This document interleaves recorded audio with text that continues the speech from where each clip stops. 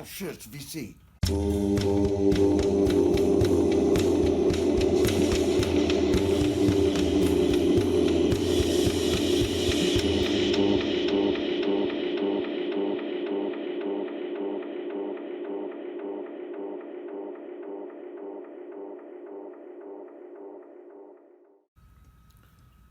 Hi VC, Brother Eric here, Plastic Soundwave Cult.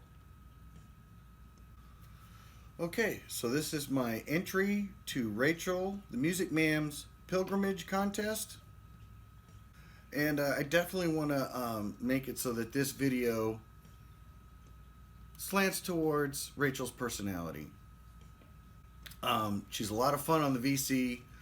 She's everywhere. She's one of the nicest people on the VC. And even though she's new, her channel has expanded a great deal. It's fantastic. She's super smart. You can just feel the enthusiasm on everything that she talks about on her channel. And she's great about commenting to as many people as she can.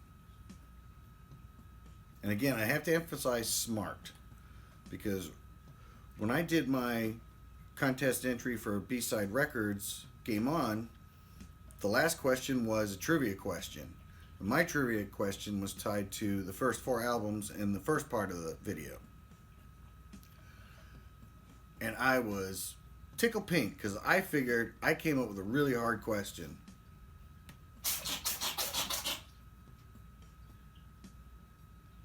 My cat's got a cold. And so I uploaded this video. It was like a 16-minute video. So went out, had a smoke, smoked a bowl, came back in. It was about 20 minutes later. I'm gonna let Beth at B-Side Records know that I uploaded the video entry. And I noticed in the corner there's a notification. It's Rachel. She has the answer to my trivia question.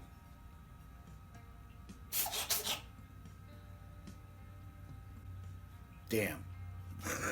She's good. She's really smart. And one of the things I was going to talk about maybe as a pilgrimage was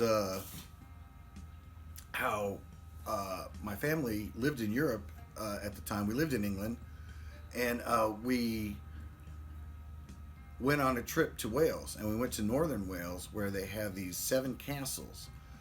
And the problem was I couldn't remember the name of those castles. But I bet you if you look in the comments, Rachel will have all 7 of those castles listed.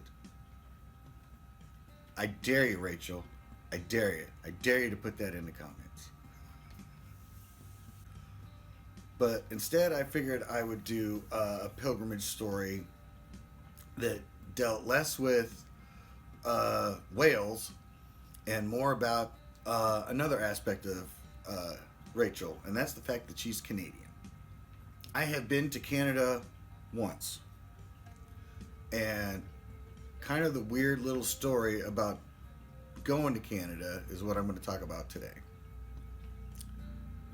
So we have to begin this story with, I'm getting ready to go on a cruise to do Alaska, and one of the stops on the cruise is Vancouver, Colombia. One of the stops is British Columbia, Vancouver. Is it Vancouver, British Columbia? One of the stops is Vancouver, British Columbia in Canada. Now, before I was going to go on this trip, somebody had told me about how they had a friend who got a ticket or a fine for, I think it was like jaywalking or something. And if this is all true, that he was going to go to Canada one time, but when he got to the border, they turned him around because he had a criminal record. Well, when I heard that story, it got me to thinking, because I think I heard that before, that if you have, any kind of trouble with the law, that you're not allowed to come into Canada. I'm going to go on this trip, and I'm kind of worried. And so we have to go back in time to when I was much younger and much dumber.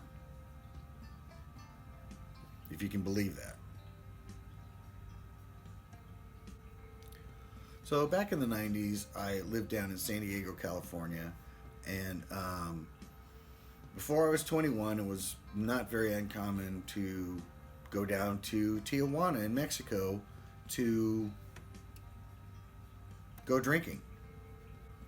Well, one night I went down there with some friends and we got separated because I got a little bit really inebriated,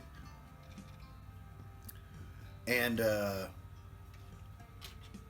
somehow I got home, but I don't remember how. Because my friend said that no, they couldn't find me, so they ended up going home. And they, were hoping that I find a way back home. And apparently I did. Allegedly, I rode the trolley from the border to La Mesa, where I was living at the time in San Diego. Don't remember it.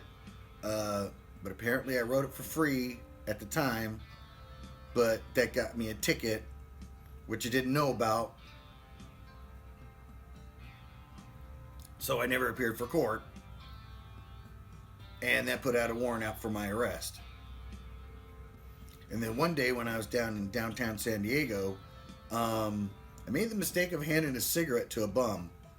And because I did it out of my car, a whole bunch of police all of a sudden surrounded my friends in my car. And in the mix-up, I got arrested because I had a warrant out for my arrest. Now, I had no clue about any of this stuff. It's all news to me. But that's when I find out that I may have ridden the trolley from the border back to La Mesa. Well, I could have fought it, but in the end, it was like I just want it over with, get on with my life, because all of a sudden this made things a big problem. So I just contested to it, paid the fines, over and done with. Or so I thought. Skip forward back to 2018, and now, I'm not much smarter, but I'm a more responsible person. And we're going to go on this trip to Alaska, do this cruise. And I'm nervous about going to Canada because I do not want to be turned away. This is a big trip that we're going on. It's not just me, my wife, and 2 kids. It's my in-laws. It's my brother-in-law and his family. It's their friends. It's their friends' in-laws. So we're a big group. And I do not want to be the guy that gets turned back in front of all of these people that I got a criminal record, which is a joke. But, you could sit there and I don't know. I'm worried about this situation. So I'm trying to come up with excuses why I don't want to go into Canada. But along this trip, we go to a town in Alaska called Skagway. And basically our cruise was along that little finger of Alaska that runs down the side of Canada. And so this town, Skagway, was the western gateway to the Yukon. So that little town had a lot of infrastructure put in place to get those miners to the Yukon. It's a crazy story of all that happened with that. But eventually a railway was made from Skagway to the head of the Yukon, and people from there could travel on to go mine gold. So at first I don't know if I was that interested in riding on this train, but I found out that it ends in Canada. and you're just there for a few minutes and then you go. So I figured that would be my test. So we got on the train. It goes up through the mountains, goes through some beautiful scenery. We saw, mountain goats on the side of these cliffs. This railway literally goes along the side of the mountain. And as you go up, at the end of it, you go through a tunnel, and at the end of the tunnel, you come out into an open area, still on the side of the mountain, but now you're in Canada. There's a big American flag there, a big Canadian flag there. I think there's even a United Nations flag there, I'm not sure. But definitely an American and Canadian flag. And so I'm in Canada, and I got to hang out in Canada for 15 minutes because there was no border patrol, no anything like that. And I could say, yes, I have been to Canada. Because when it came time to go to Vancouver, I just said I wanted to have the last meal on the boat, and everybody else went, and I didn't go. But because I'd already been in Canada and I could say I'd do it, I didn't have to deal with that in case I got turned around and got told recent, you got to go back to the boat. And so that is my stupid pilgrimage story. All right. So Rachel's second question is, how did you come up with your channel name? Well, one of the things that I wanted to do was come up with a really good channel. And so if I go back again a long time ago, I found that band, the Renegade Soundwave. I always thought when I was younger that if I ever started a band, it would have the word Soundwave in it. And okay, yeah, don't slurp, dude, on camera. So as I was coming up with a name for the channel, I thought, well, my band name is probably a dead dream, and I could use it for my channel about this dead format. What I ended up doing was a way to describe vinyl is plastic. It's plastic, a plastic sound wave, and that's kind of what it is. And you could use that for CDs and for records. But plastic sound wave didn't sound complete, and it sounds a little bit too close to the Renegade sound wave. So then I was like, well, okay, we got these group of people that collect dead formats. What would be a way to describe that? And I thought, ooh, the Plastic Soundwave Club. I'm thinking of a little song like, oh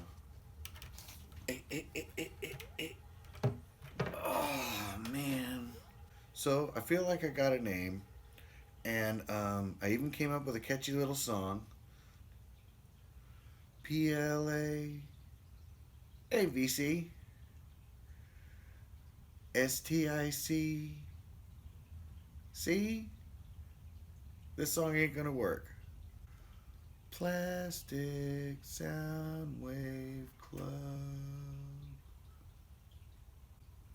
And the more I thought about it, club sounded exclusive, and that's not what it was about. For me, I enjoy interacting with the people in the VC, and club sounds like only certain people can come in. And then I started having visions of, like, you know, guys with beards and glasses and stupid hats all sitting around listening to records, getting lap dances, you know, like a fraternal thing or whatever. So club was out. But then I thought about it.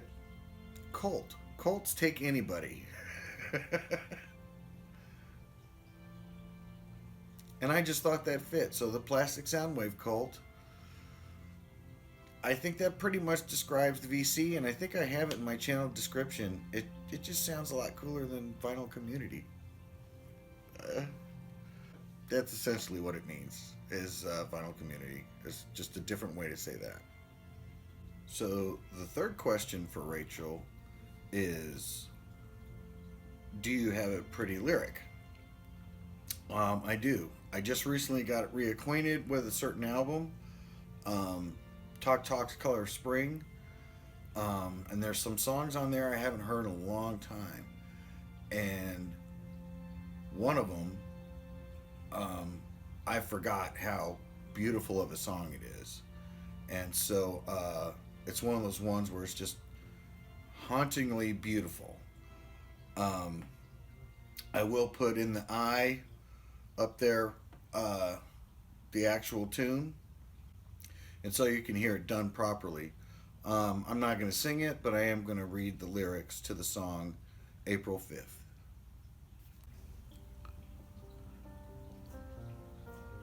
Here she comes, silent in her sound. Here she comes, fresh upon the ground. Come, gentle spring, come at winter's end. Gone is the paler from the promise that is nature's gift, waiting for the color of spring. Let me breathe. Let me breathe the color of spring. Here she comes, laughter in her kiss. Here she comes, shame upon her lips. Come once in spring, come for birth you live. Youth takes its bow before the summer the seasons bring, waiting for the color of spring. Let me breathe. Let me breathe you. Let me breathe. Let me breathe you. Let me breathe.